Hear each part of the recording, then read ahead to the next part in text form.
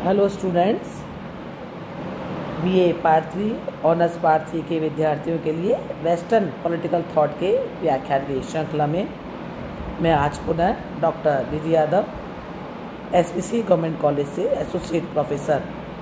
आप लोगों के लिए एक नए टॉपिक के साथ पुनः उपस्थित हूँ। बच्चों, जैसा कि आप सभी जानते हैं, फ्रेडरिक हीगल पर हमारा जो व्याख्यान चल रहा है उसके आज की क्लास में हम उसका समापन करेंगे और हीगल के दर्शन की समालोचना प्रारंभ करेंगे। हीगल के दर्शन को लेकर के एक प्रमुख विचारक सेबाइन ने बहुत अच्छे से कहा है, बहुत ही कम शब्दों में, कि हीगल का जो दर्शन है वो बहुत अधिक जटिलताओं से युक्त, यानी कि हीगल ने जो भी अपने विचार या जो भी अपना राजनीतिक दर्शन बताया है वो बहुत अधिक कॉम्प्लेक्स दिखाई देता है। उनकी आलोचना करते हुए एक विचारक मैक्सी का ये कथन है कि राज्यों का पृथ्वी पर ईश्वर का आगमन बताने के उद्देश्य शुरू हुआ। हीगल का जो ये विचार था वो तानाशाहों के लिए मार्ग प्रशस्त करते हुए समाप्त हुआ है। या वेपर के शब्दों में हम यह भी कह सकते हैं कि हीगल सर्वाधिकारवादी सिद्धांतों का पिता है। तो हम ये देखते हैं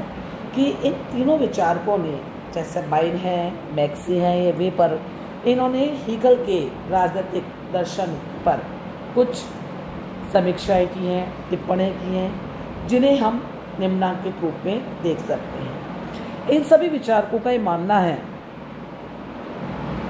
कि हीगल ने जिस द्वंद्वात्मक पद्धति का प्रयोग अपने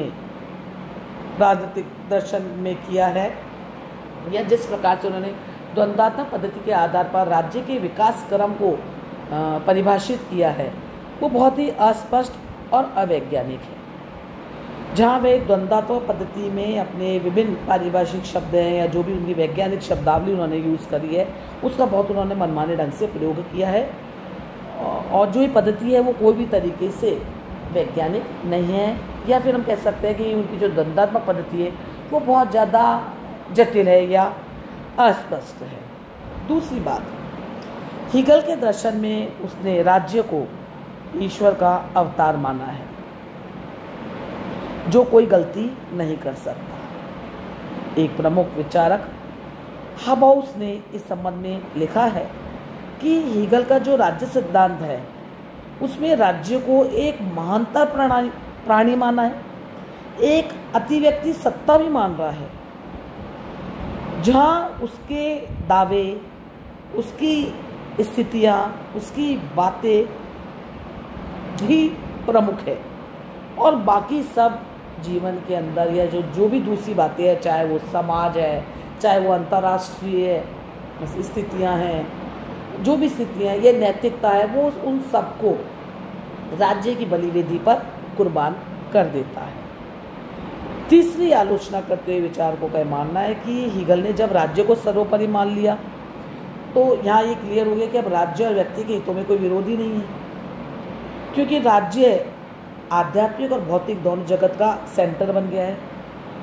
और राज्य की सत्ता को बनाए रखने के लिए व्यक्ति को अपना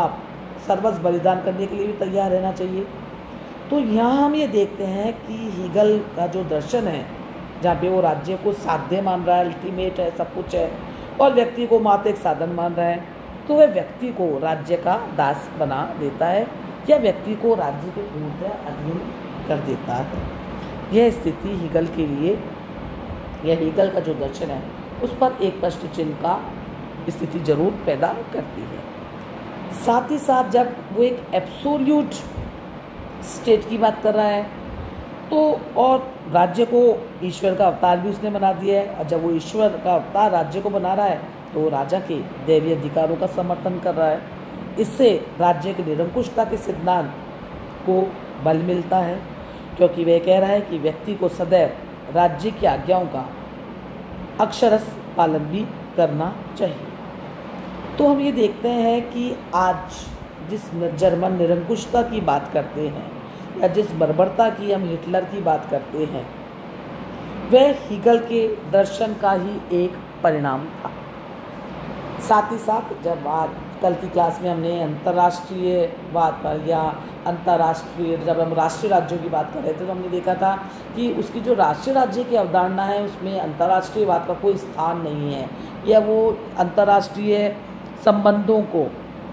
कोई स्थान नहीं देता है। तो यह भी एक अच्छी स्थिति नहीं है, क्योंकि ऐसा करके हीगल युद्ध को मानव सभ्यता के विकास के लिए परम उपयोगी साधन मान लेता है। और निश्चय ही उसका जो ये विचार है, जहाँ वह अंतर्राष्ट्रीय कानून की उपेक्षा कर रहा है, सिर्फ राष्ट्रीय राज्य को ही महत्ता प्रदान कर रहा है, या वो अति राष्ट्रवाद का जब वह पक्ष ले रहा है, तो वह संपूर्ण विश्व को विनाश और संहार की ओर ये विचार ले जाने वाला है। इसके अतिरिक्त हीगल का जो दर्शन है वे उग्र राष्ट्रवाद का दर्शन है, और जिसकी चरम परिणति हमको जर्मन राज्य या जर्मन नस्ल की सर्वोपरिता में दृष्टिगोचर भी होती है। आध्यात्मिक राष्ट्रवाद के नाम पर ही हीगल ने जर्मनी के सम्राट, सामंतों और कुलीन वर्ग की को ऐसे स्थान पे विराजित कर दिया था कि जहाँ सामान्य जनता को उनकी पूजा करनी पड़ी और उनके गुणगान गा करके उन्हें और निरंकुशता की ओर प्रोत्साहित किया है। तो हम ये कह सकते हैं कि हीगल एक उग्र राष्ट्रवाद के सिद्धांत का भी और पूरी दुनिया को प्रवृत्त करता है। साथ ही साथ उसका जो भी दर्शन है वो अनेक पूर्वाग्रहों पर भी आधारित है, क्योंकि उसने शुरुआत में ही मान लिया था कि संपूर्ण विश्व या जो भी इतिहास है उसमें इतिहास की दार्शनिक व्याख्या में भी कहता है कि ये विश्वात्मा का जो विकास है, जिस एक सुपर पावर की वो बात कर रहा है, जिस विश्वात्मा की बात कर रहा है, उसके विकास, उसका जो विकास क्रम है वही इतिहास है। तो इसके द्वारा वह जर्मनी के गौरव को अभिवृद्धि उसमें करना चाहता था। इससे ऐसा लगता है कि उसका जो भी राजनीतिक दर्शन है वो पूर्वाग्रहों से ग्रसित है। साथ ही साथ हम ये कह सकते हैं कि उसने व्यक्ति को राज्य की वेदी पर बलि चढ़ा दिया। लेकिन यहाँ पे यह भी एक इम्पॉर्टेंट बात है कि हीगल ने अपने राजनीतिक सिद्धांतों में दार्शनिकता का जो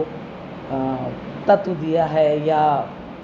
उसके विचारों के आधार पर 20वीं शताब्दी में इटली में जिस फांसीवाद विचारधारा का विकास हुआ, जर्मनी में नाजीवाद विचारधारा का विकास हुआ, ये दोनों ही विचारधाराएं हीगल की विचारधारा से बहुत ज़्यादा प्रेरित थी। और इन दोनों विचारधाराओं ने राज्य की सत्ता को चरम सीमा पर पहुंचाकर व्यक्ति को पूर्णतः राज्य का दास बना दिया। तो हम ये देखते हैं कि फांसीवादी सर्वाधिकारवाद जो राज्य है वह हीगल की विचारधारा को सर्वसत्तावान राज्य बनाता है। जब हीगल ने कह दिया कि पृथ्वी पर राज्य ईश्वर का अवतार है। तो बच्चों, हमने जो भी अभी ये जो चर्चा की है यह ये बताती है कि हीगल का जो राजनीतिक दर्शन है वो अस्पष्ट भी है, कभी बहुत अतिवादिता में भी चला जाता है, जहाँ वह राज्य को इतना निरंकुशता के एक ऐसे सिंहासन पर बिठा देता है जहाँ पे व्यक्ति अपना सर्वस्व राज्य के को करने के लिए उसको प्रेरित कर देता है। तो हम ये कह सकते हैं कि हीगल के चिंतन में मात्र हम यही नहीं कह सकते कि उसका विचार या उसके जो भी राजनीतिक दर्शन है वो सब कुछ गलत ही है या बुराई ही है। अगर हम देखें तो हीगल का चिंतन एक ऐसा बीज था जिसने आगे चल करके 19वीं शताब्दी में जो भी सामाजिक दर्शन है उसको बहुत प्रभावित किया है। हीगल की राजनीतिक विचारधारा ने हमारे राजनीतिक चिंतन पर, या हम कहें हमारी यूरोपियन चिंतन है, वेस्टर्न पॉलिटिकल थॉट का जो हमारा चिंतन है उस पर बहुत ज़्यादा उनका प्रभाव डाला है। क्योंकि हीगल ने अपने आने वाले जो उसका दर्शन था या उसके आने वाले जो भी विचारक थे उनके लिए हीगल ने एक ऐसे विचार को एक ऐसे विचारक के रूप में, अपने एक सर्वसत्तावादी विचारक के रूप में अपने आप को ऐसा बना लिया था कि आने वाले हीगलवादियों ने या आने वाले उसके फॉलोअर जो थे, बाद में हम देखते हैं हीगल की व्याख्या करने में कार्ल पॉपर, बर्ट्रैंड रसेल और कार्ल मार्क्स आगे के जाकर के, है ना, हम ये जब देखते हैं तो कार्ल मार्क्स का जो द्वंद्वात्मक पद्धति का जो विचार है यहाँ वहाँ वो उसने हीगल से ही ग्रहण किया है। और मुसोलिनी और हिटलर तो ऐसा लगता है कि हीगल के मानस पुत्र की बात ही थी। अंत में निष्कर्ष के रूप में प्रोफेसर एबेनस्टीन के शब्दों में हम ये कह सकते हैं कि जर्मन दर्शन में हीगल की स्थिति बहुत अधिक मजबूत थी और उनके विरुद्ध सबसे तीव्र प्रहार मार्क्स के विचार भी उसी से प्रेरित थे। वास्तव में हीगल अपने विचारों के द्वारा बिखरे हुए जर्मनी को एकता और सुदृढ़ता के बंधन में बांधना चाहता था, या यह भी कह सकते हैं कि वह जर्मनी का मैकियावली था। जिस प्रकार से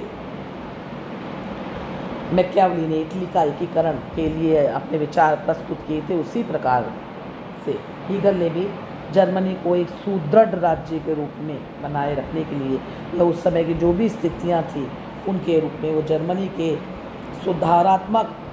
किस प्रकार में स्थिति जर्मनी में होनी चाहिए, उस समय के जो भी राजनीतिक या सामाजिक स्थिति जर्मनी की थी, उसमें अपने राजनीतिक दर्शन को उस प्रकार से उस समय की स्थितियों के अनुरूप ही बताया है। ये हमको नहीं भूलना चाहिए कि जिस प्रकार से मैकियावली ने इटली के लिए परिस्थितियों के लिए अपने विचार प्रस्तुत किए थे, उसी प्रकार हीगल ने भी जर्मनी के संबंध में अपने राजनीतिक दर्शन को रेखांकित किया है। आने वाली क्लास में बच्चों हम एक नए टॉपिक पर चर्चा करेंगे। यहाँ पर आप लोग ये समझ लीजिए कि हीगल के जितना भी राजनीतिक दर्शन के बारे में हमने आपकी क्लास में चर्चा करी है, उस पर 2 नंबर के क्वेश्चन किन टॉपिक्स पे बन सकते हैं, 4 नंबर के क्वेश्चन किस पर आएंगे, या अगर पूरे मूल्यांकन के रूप के ऊपर या पूरे समीक्षात्मक रूप में अगर क्वेश्चन आएगा तो 16 नंबर 20 नंबर का बड़ा क्वेश्चन आएगा, जिसमें आपको समझ पूरे राजनीतिक चिंतन के उस विकास पर हीगल का क्या प्रभाव था, या उसमें किस किस प्रकार से राज्य पर, अंतर्राष्ट्रीय का स्थितियों पर या युद्ध पर, इसके साथ ही साथ विश्वात्मा के विकास या इतिहास की जब विकास की वो बात कर रहा है और उसमें विश्वात्मा के आधार पर राज्य उसके विकास क्रम की बात कर रहा है, उन पर उसने जो अपने विचार किए हैं, उग्र राष्ट्रवाद को लेकर के उसकी जो विचारधारा थी, या राष्ट्रीय राज्यों का जब वो जिक्र कर रहा है, तो ये बहुत सारे पॉइंट्स ऐसे हैं जिनको आप 2 नंबर 4 नंबर 20 क्वेश्चन में के अनुरूप समझ सकते हैं। साथ ही साथ आपको PDF भी प्रोवाइड कर दी गई है और उसके आधार पर आप अपने इस वाले टॉपिक की तैयारी कीजिए। आगे की क्लास में हम एक नए टॉपिक और एक नए विषय के साथ में आप लोगों के सामने पुनः आएंगे। धन्यवाद बच्चों।